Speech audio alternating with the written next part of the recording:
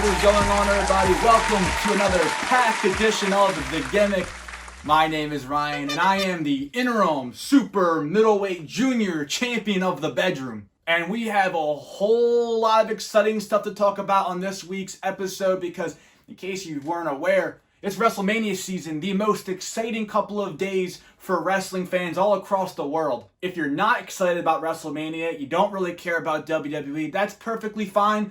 But don't click off the video just yet because I'm going to be highlighting and showcasing a ton of independent wrestling shows happening these next couple of days. And trust me, you don't want to miss them. My hopes are that maybe you'll find a show or two or a match or two that really excites you and you'll go out of your way to go check it out on one of the various streaming services. Because trust me, some of these matches are insane. And if you are excited for WrestleMania, that's fantastic because after I'm done going over the independents, I'm going to be giving you some of my thoughts and my expectations when it comes to WrestleMania this next week. And then finally, I'm going to wrap up the episode showing a match from Beyond Wrestling in 2018. And this match features not one, but two of AEW's finest superstars, two guys I am particularly fond of. I really enjoy their work. And they are John Silver and the current TNT champion, Darby Allin. But let's not waste any more time shooting the shit. We have a whole hell of a lot to discuss, a lot of shows, a lot of crazy matches to talk about. And since I have the super middleweight junior championship belt in my possession, well, that just means I get to make the rules around here.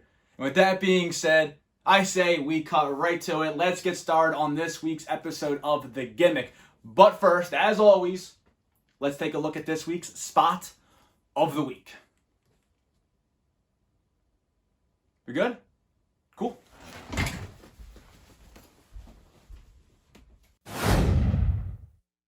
Connects with that kick to the back as Cannon doubled over in pain here. Eric Cannon's definitely got the experience advantage over Ricochet.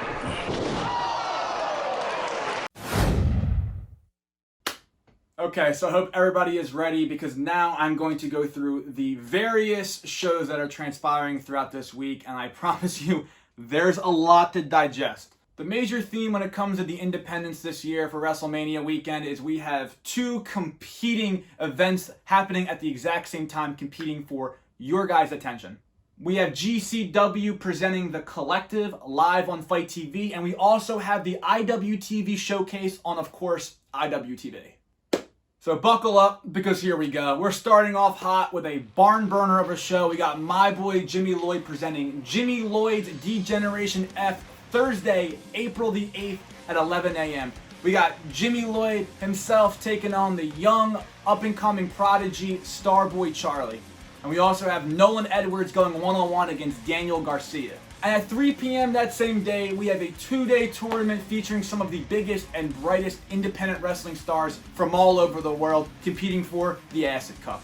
Just to name a few of these participants, we got Cole Radrick, Tony Deppen, Calvin Tankman, Jordan Oliver, KTB, and Ken Broadway. And then at 8 p.m. on Thursday, April the 8th, we got a show that I am probably the most excited about. It is Josh Barnett's Bloodsport. For the matches, we got Chris Dickinson going one-on-one against Shane Mercer. And then in the main event, we got the man himself, Josh Barnett, taking on former AEW heavyweight champion Jon Moxley.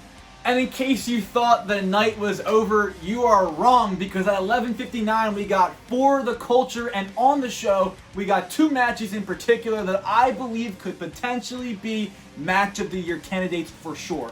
We got Two Cold Scorpio going one-on-one against TNA's own Rich Swann, and we also got Lio Rush taking on Lee Moriarty. And at 11 a.m. the very next day, Friday, April the 9th, we got Alley Cat presenting Real Hot Girl Shit, where she will be going one-on-one against Billy Starks. And we also got Faye Jackson's Gray Sweatpants Battle Royal.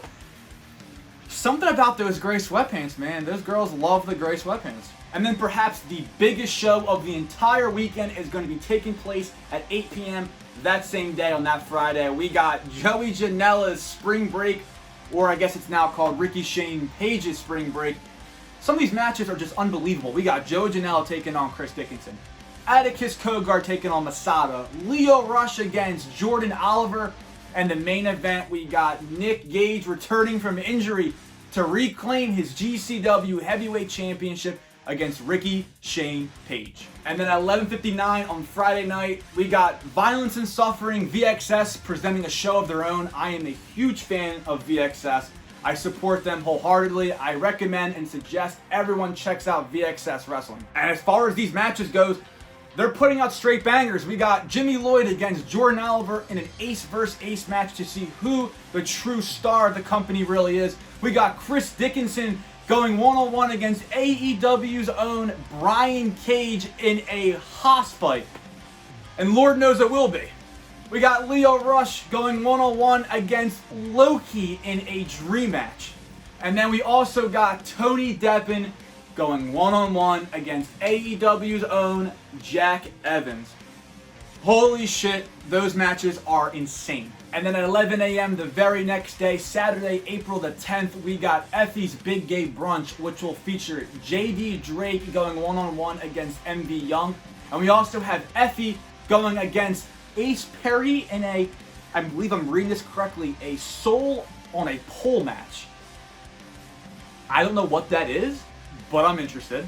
As far as IWTV Showcase of the Independents goes, I'm not as familiar with a lot of these companies and a lot of the shows that are being run, so I don't feel educated enough to even really talk about them. But I'm definitely going to go out of my way to check out H2O on Friday, April the 9th at 6 p.m., where you'll see Marcus Mathers taking on Anthrax in a Mind Games death match. And for the main event, Nolan Edwards is squaring off against Austin Luke in a no rules match. And finally, the last show I will be highlighting is going to be Tony Deppen's Beer House, which will be taking place on Saturday, April the 10th at noon. And some of the matches are going to be JD Drake going one-on-one against Jordan Oliver. And we also got Simon Grimm, formerly known as Simon Gotch in WWE, going against Brandon Kirk. Whew, that was a lot.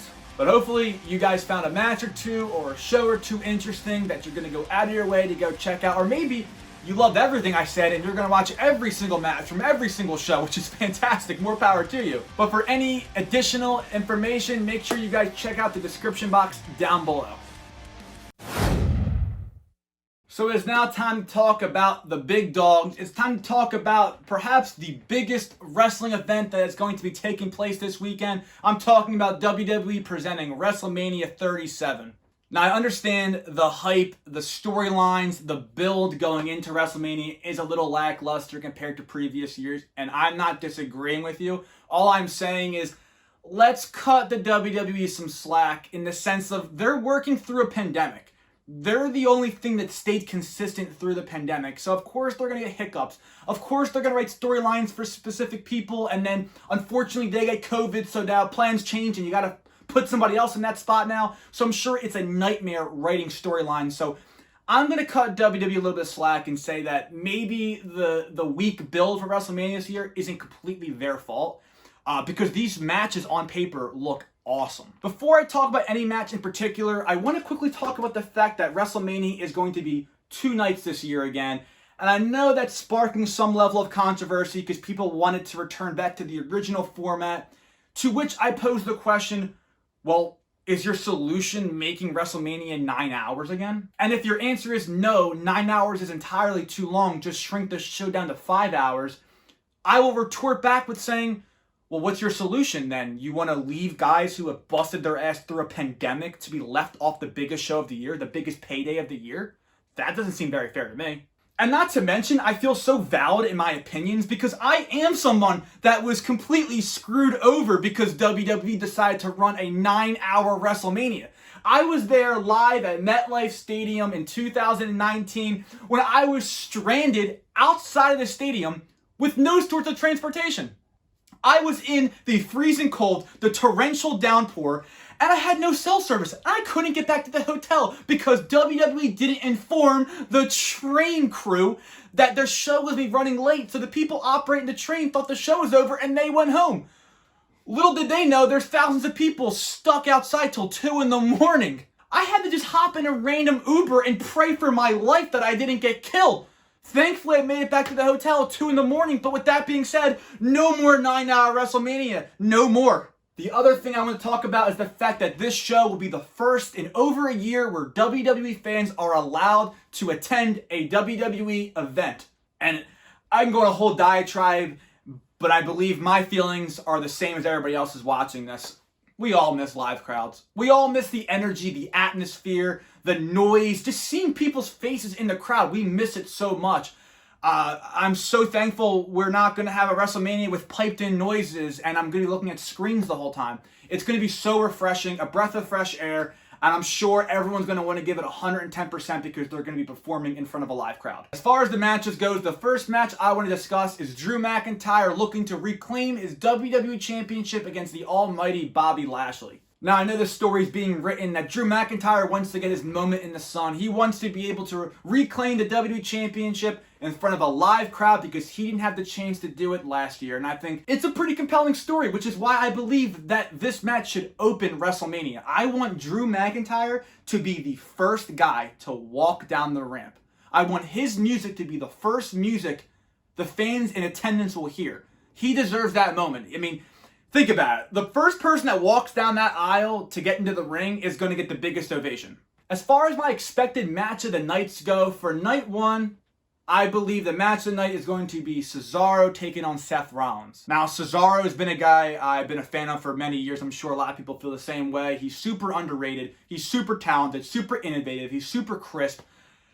He does a lot of good things right. But unfortunately, he never had that moment at WrestleMania. He never had a singles match at WrestleMania, and he's finally getting what he deserves. He's getting this match. Win, lose, or draw, the fact that Cesaro had a singles match, a marquee singles match at WrestleMania is phenomenal, and I'm super happy for him. For night two, I know this match is going to tear the house down because I've watched it several times. It's Sami Zayn taking on Kevin Owens. What else do I need to say? They've wrestled all over the world for several different companies, all over the world, and now they get to do it on the grand stage of them all. I'm super happy for them. I know they're best friends in real life, and I'm sure they're going to go out there and do what they do best. Beat the hell out of one another and tell a phenomenal story. For the two main events, I believe night one is going to be Bianca Belair challenging Sasha Banks for the Women's Championship. Now, I know everyone on Twitter is talking about this match. They all want this match to be the main event, and I agree with them. I think this match 100% deserves to be night one's main event. From a historical standpoint, the fact that these are two black women wrestlers competing in the main event of WrestleMania is phenomenal. It's super empowering, and I believe these two can deliver the goods. They can go out there, they can deliver the match. I know the story hasn't been the best, a little wonky, but that's okay because I know when they go out there in front of a live crowd, they're going to completely tear the house down. Not to mention, Sasha Banks is kind of a big deal right now, in case y'all don't know that. Sasha Banks is doing some big things with The Mandalorian, so a lot of eyes are on her. She's probably one of the biggest stars the company has, so I think it'd be kind of foolish to not put her in that role. And then, of course, night two's main event, we got Roman Reigns putting his Universal Championship on the line against Daniel Bryan and the returning Rated R superstar Edge. Big fan of all three of these guys. I mean, Roman Reigns is awesome. I've been saying this for years, and people hated on him, and I never understood why. Daniel Bryan obviously is awesome, and who doesn't love Edge? I feel like maybe I'm a little biased towards this match because the story they're telling is the fact that Roman Reigns, Bryan, and Edge all were once told by the doctors, you're never going to be able to wrestle ever again. Your dream of competing is officially over. They were all told that, and they defied against the odds, and they went and their main event WrestleMania. So I'm someone that I can relate to that story because I have two autoimmune disorders. So I have been told by the doctors, Ryan, you're not able to wrestle ever again. To which, you give them the old screw you and you prove them wrong. And I think it's so awesome that these three guys are main eventing WrestleMania. So maybe a little biased, but I definitely see these guys going out there and tearing the absolute house down and having a WrestleMania match for the ages. All right, let's get started with our match breakdown and analysis part of the show. This week, I'll be taking a look at John Silver going one-on-one against Darby Allin, two guys that have made it. They're making tons of money. They have experienced tremendous amounts of success. They are on TV for AEW. One of them is even a champion. I found this match a couple weeks ago, and when I saw it, they did so many things right. Their work was super crisp, super tight. They told a really good story, so I want to break that down and kind of give some information to anybody out there, whether it be fans or people looking to start training to be a wrestler, or even young independent workers that want to pick up a thing or two. So with that being said, let's get started. So this match comes to us from Beyond Wrestling in 2018. And already, see, they're sizing each other up. They're not getting right into a spot. I hate when matches start and it's already duck my line, drop down, leapfrog, a bunch of choreographed nonsense. They're working a hold here. Obviously, it makes sense that the bigger man, the stronger man, John Silver, was able to successfully take down Darby Allin, and he has complete control over him. He's working a hold. This is what it means when someone says to work a hold. They're not sitting there just resting on one another. They're actually working. It's a struggle. It's real. Darby trying to break the grips, unsuccessful, and gets taken down again by the stronger of the two, John Silver. Look, see, he still can't break that grip. They're telling the story that he can't break the grip because John Silver is just so much stronger than him. And I got to a rope break. Now a little bit of character work. He's showcasing his character, which is posing and showcasing his ginormous muscles. Now, John's trying to... This is his strong suit. John Silver's playing up to his strong suit, which is his strength. So he's going for the test of strength right now. Look at this. Darby, the better wrestler. They're telling the story that John Silver might be the stronger of the two, but Darby Allin is the better wrestler, and he's able to get himself out of that hold. And now he's anchoring that arm. That makes sense because Darby got to the rope for a rope break, and now John Silver, a couple seconds later, got to a rope break. Nice and slow here. They're taking time. They're looking at the crowd. They're trying to be entertainers.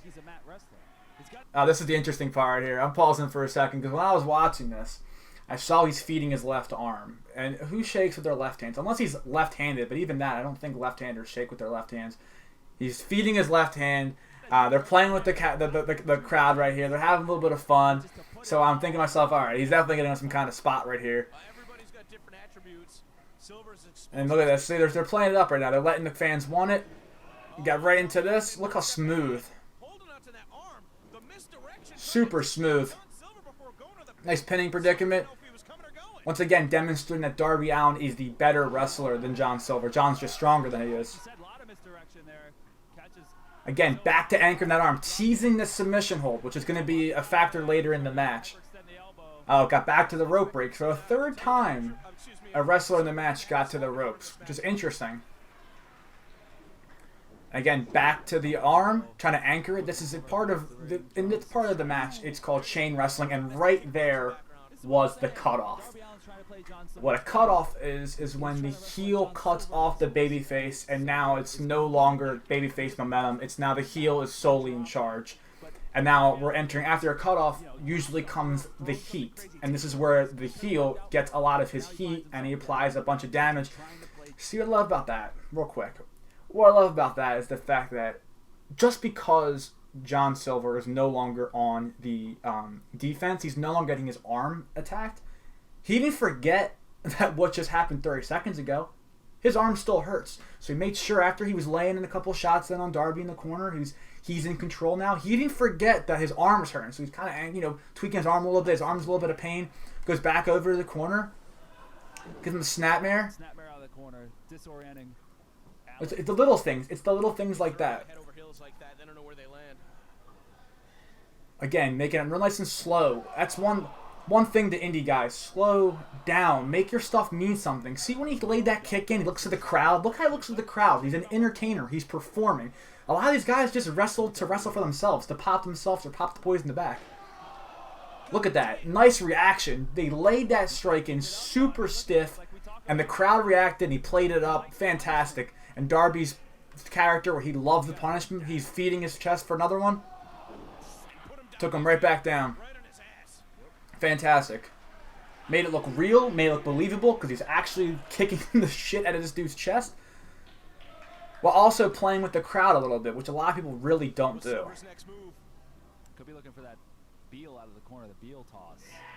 And there it is. Tremendous distance. Wow. Going for another Beal.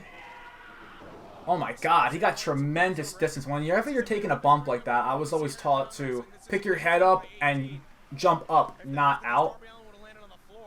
And Darby's wheeling in pain. He's moving around. He's touching his back. His back's in a lot of pain. He just took 2 Beals halfway across the ring.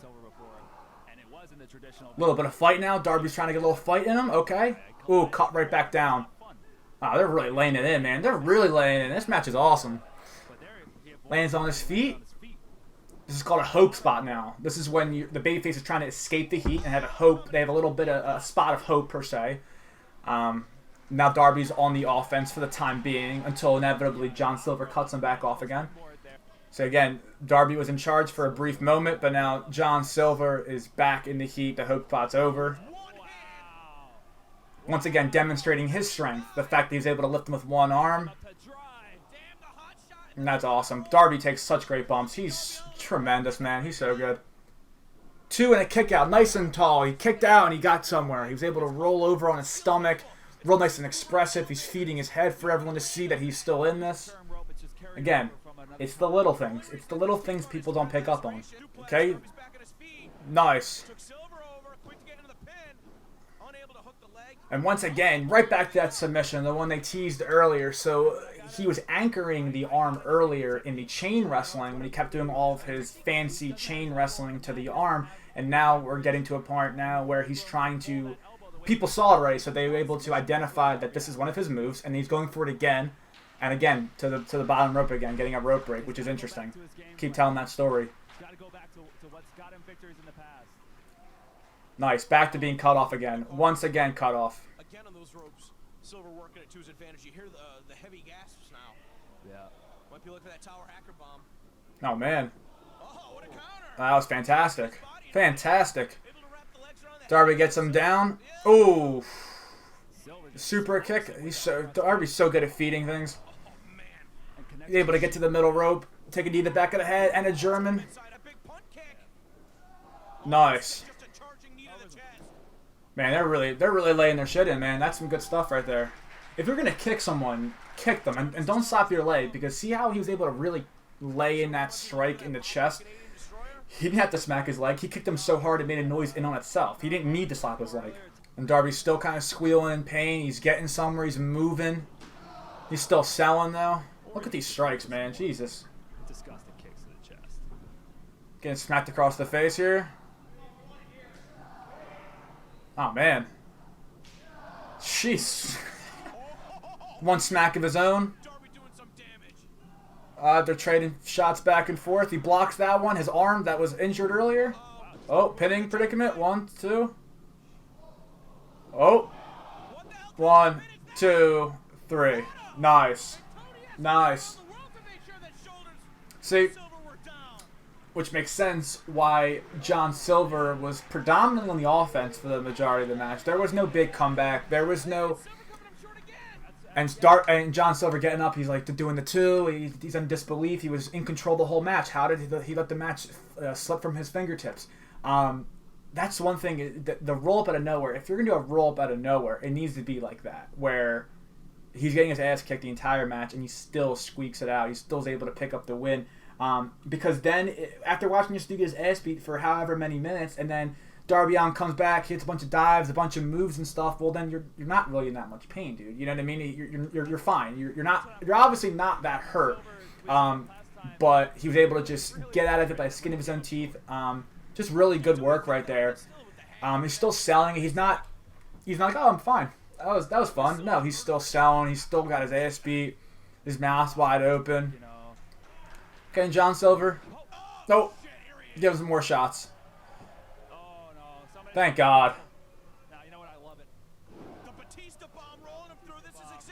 I hate that they called it the Batista bomb. Nice. Great bump off of that. Great bump. Honestly, one of my biggest pet peeves when it comes to independent wrestling is when I watch two guys beat the hell out of each other. They go out there and tear it up for 15 minutes and they're saying, F you, F this, I hate you, you suck, and they're talking a bunch of shit to each other. And then it finishes with them literally, I respect you, what a hell of a match, they shake hands. Oh man, that really grinds my gears. And I was thinking they were going to do something similar to that. Oh, you have my respect, you're a tremendous athlete, whatever. No. John Silver doing what a heel would do is, no, I lost and I was in control the whole match. How did you beat me? You shouldn't have beat me. So then he takes, give him the boots and gives him a nice punt to the head for his troubles. So yeah, I hope you all learned something from this. Because I had fun calling this match. It was a really, really good match. And if you enjoyed it, let me know down below. And that will complete this episode of The Gimmick. If you enjoyed it, let me know down below. And I will see you all next time. Thank you all so much for watching.